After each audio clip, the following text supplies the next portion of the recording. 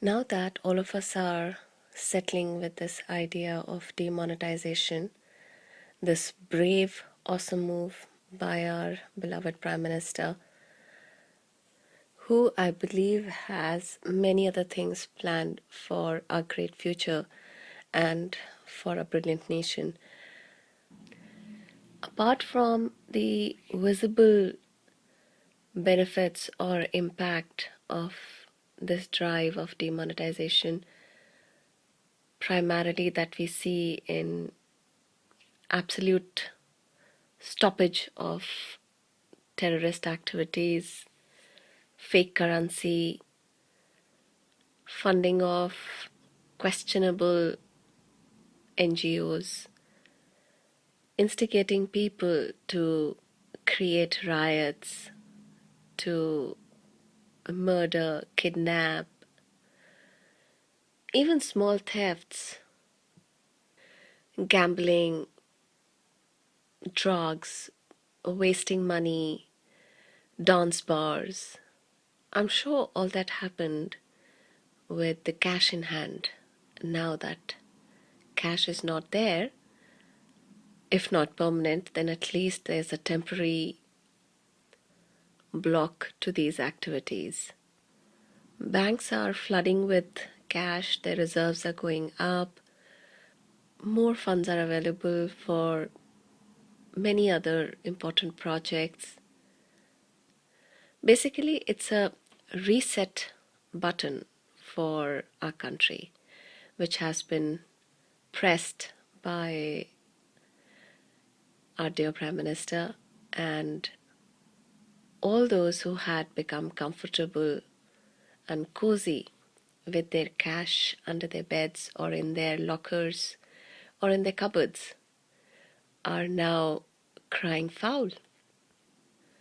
Corrupt politicians or cash hoarders or anyone else directly or indirectly involved in the cash economy would obviously be hurt, would obviously be pained and angered and upset because they've lost so-called hard-earned money or easy money.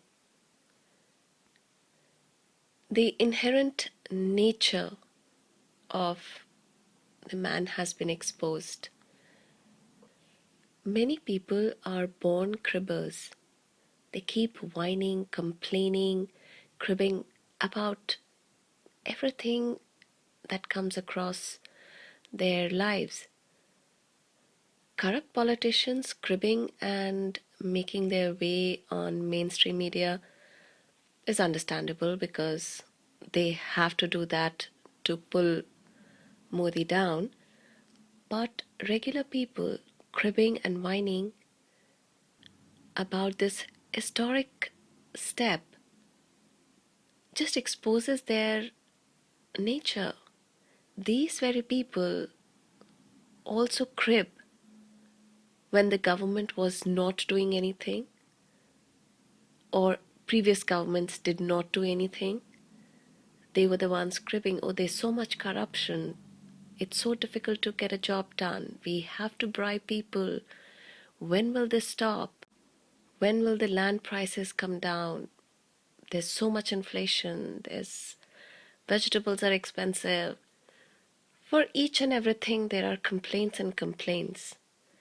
And now that we have a perceptive government and a Prime Minister and his cabinet is actually doing something constructive for the country, then also these very people are complaining, oh my God, we have to stand in line. It's such a bad move. Things will not happen, etc., etc. They will always have reasons. So this exercise basically has exposed the inherent cribbing nature where people like getting attention through their cribs, through complaining and making a scene of every event, everything that happens. Well, these people are not great in number. There would be about 15 to 20% max. But yes, the rest of the 80% of population, they are happy with this move, and I'm sure they are looking forward for a better and a brighter future. Not only that, I'm sure these 80% Indians would want to work towards a greater India. Government and policies, they can do as much, but to follow them is our duty, our responsibility. So if we need to pay taxes, we must. Honesty plays a big part here. You don't have to prove honesty to anyone else, but just to yourself, your own conscience.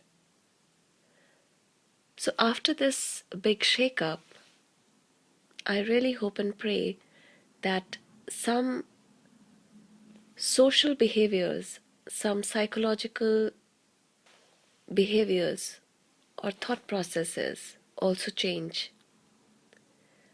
I feel most of us will put India first than self first. We would be more conscientious about picking up a job which offers remunerations in white. We would be conscious enough to pay the taxes. We would be conscious enough to use technology to make the whole system transparent. We would be conscious enough to expose people who ask for cash or bribes in any other way. I do hope we would be conscious enough not to say that our hard-earned money, which we got as part cash, is legitimate money.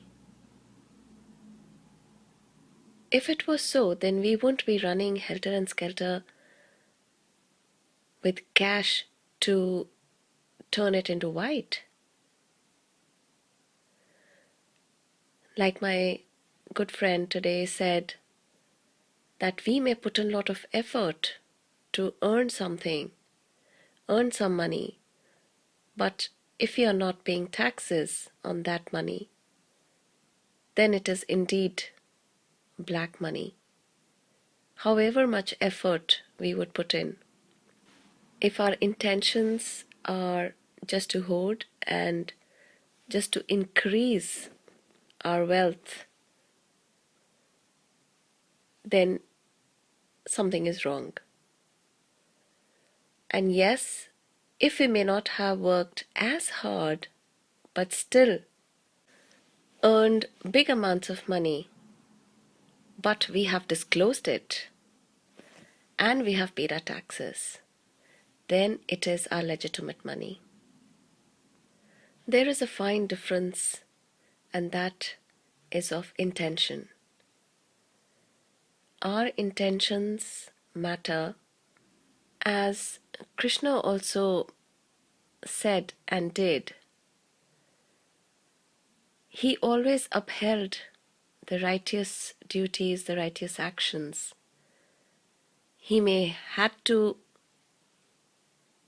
divert his plans and actions, but whatever he did it for dharma, for the righteous principles.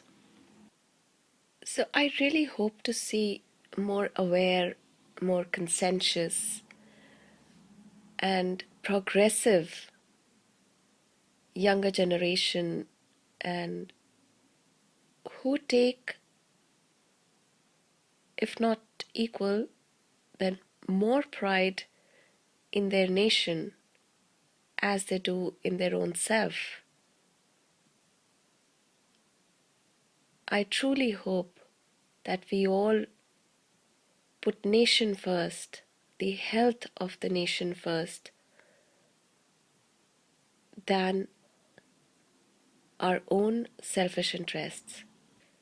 Let us all do our small bits of duties, fulfill our responsibilities, and truly enjoy and respect the freedom that our Constitution gives.